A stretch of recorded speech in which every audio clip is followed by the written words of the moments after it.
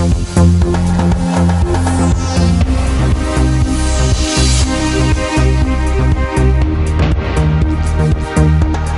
morning and welcome to Newsfirst Prime Time Sunrise.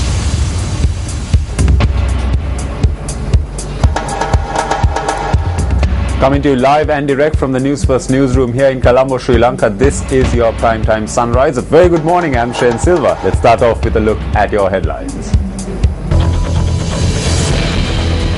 Nelson Mandela passes away.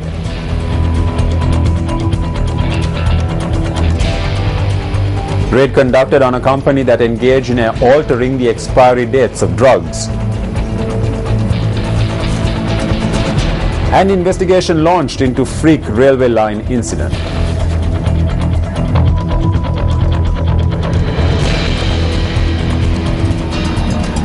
Taking a look at those stories in detail now. South African President Jacob Zuma announced today that South Africa's first black president and anti-apartheid icon Nelson Mandela has died. This 95-year-old Mandela led South Africa's transition from white minority rule in the 1990s after 27 years in prison. The Nobel Peace Prize winner had been receiving intense home-based medical care treatment for a lung infection after 3 months in hospital. In a statement on South African national TV, Zuma said Mandela had, quote, departed, unquote, and was at peace. Against white domination. Our beloved Nelson Rolihlahla Mandela, the founding president of our democratic nation, has departed. He passed on peacefully in the company of his family around 2050 on the 5th of December 2013. He is now resting. He is now at peace. Our nation has lost its greatest son. Well, condolences have been pouring in since the announcement of Nelson Mandela's death. Tonight, one of the brightest lights of our world has gone out. Nelson Mandela was not just a hero of our time, but a hero of all time. The first president of a free South Africa, a man who suffered so much for freedom and justice, and a man who, through his dignity and through his triumph, inspired millions. He achieved more than could be expected of any man. And today he's gone home. And we've lost one of the most influential, courageous, and profoundly good human beings that any of us will share time with on this earth. He no longer belongs to us. He belongs to the ages. And like so many around the globe, I cannot fully imagine my own life without the example that Nelson Mandela set. And so long as I live, I will do what I can to learn from him. It's obviously extremely sad and tragic news. We're just reminded of what an extraordinary and inspiring man Nelson Mandela was. And my thoughts and prayers are with him and his family right now. Let's now take a look back at the life and times of anti-apartheid icon Nelson Mandela. Born on the 18th of July 1918 to the Thembu royal family of the Xhosa clan, Nelson Mandela was a product of Fort Hare University and the University of Witwatersrand, where he studied law. Living in Johannesburg, he became involved in anti-colonial politics, joining the African National Congress and becoming a founding member of its youth league.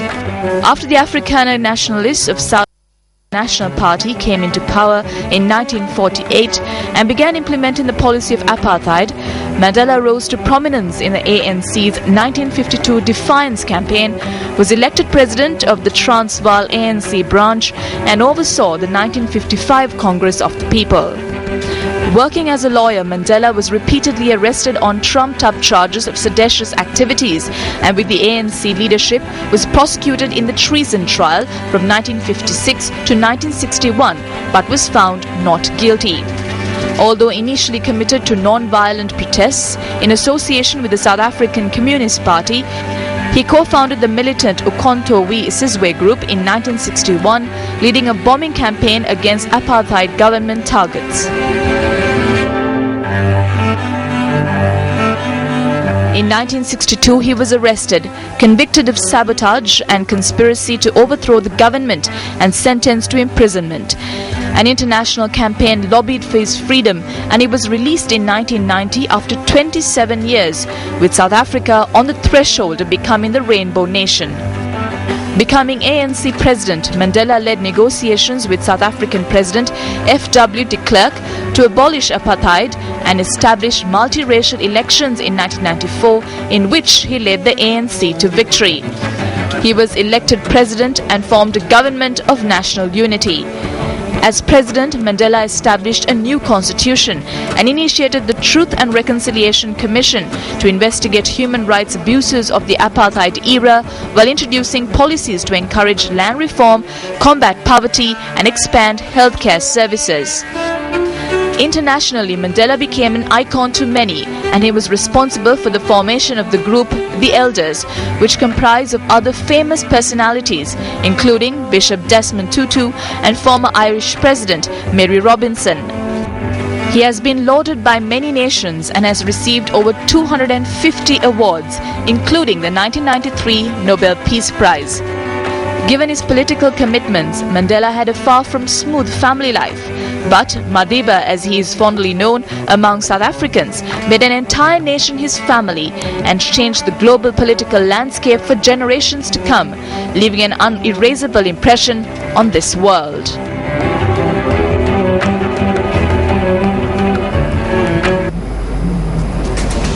Moving back to news from here at home now, an investigation has been launched into the incident where a driverless train engine mysteriously began a journey from the Maligawata railway yard. Operations Superintendent of Railways L.A.R. Ratnayaka has more.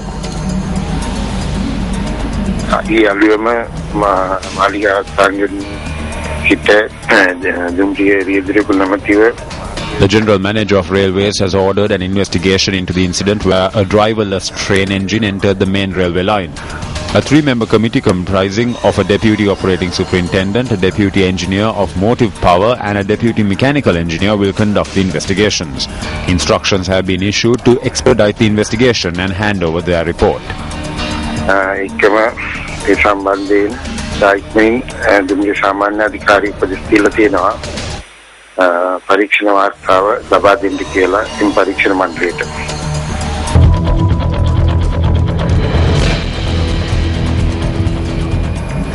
In the meantime, on other stories that made the headlines this morning, our company which fraudulently altered the dates on the packaging of expired drugs has been raided in Kirimandala Mawatha in Narahempita.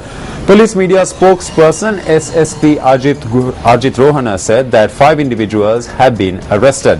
He further said that expired drugs with false forward dates were in the process of being prepared for circulation in the market at the time of the raid. The police media spokesperson added that the company had been registered with the Ministry of Health.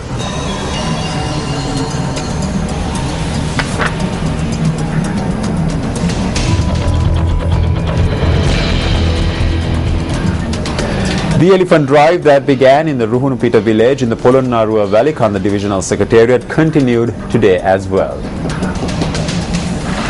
The drive is an effort to direct wild elephants to the Madru Oya Forest Reserve and commenced on Wednesday evening.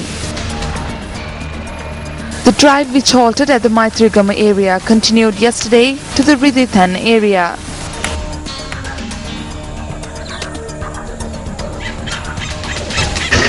Members of the Wildlife Department as well as security personnel took part in the drive.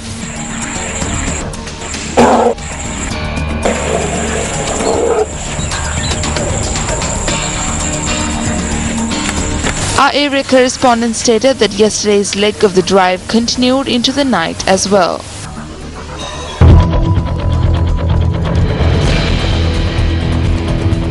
Meanwhile, an individual was killed in a wild elephant attack in the Boravava area in Walikanda. Our correspondent stated that the attack took place last evening.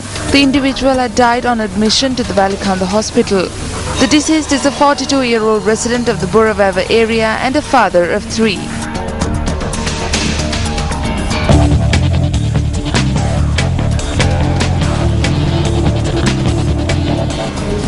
On sports news this morning, the 100-day countdown ahead of the 2014 World Cup kicked off in a party atmosphere at midnight as the clock started ticking down to the first minute of today.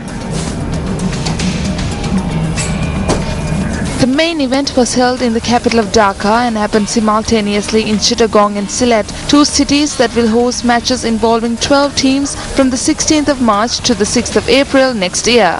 The first T20 World Cup was held in 2007 in South Africa, and current champions West Indies won the last tournament staged in Sri Lanka in 2012. The trophy of the tournament is already in Bangladesh, and an inspection team from the International Cricket Council arrived in Dhaka at the weekend to inspect the venues that will be used in the tournament. The first match of the T20 will be played between the host and Afghanistan at the Sher-e-Bangla National Stadium in Dhaka on the 16th of March.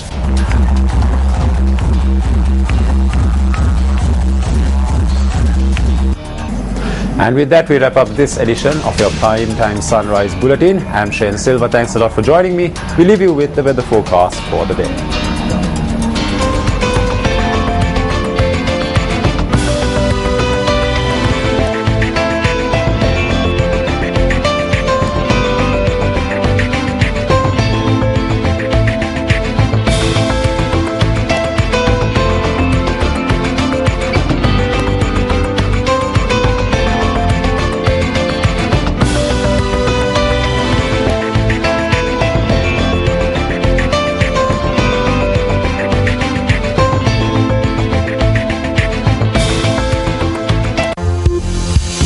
Hotline 0114-896-896. www.newsfirst.lk.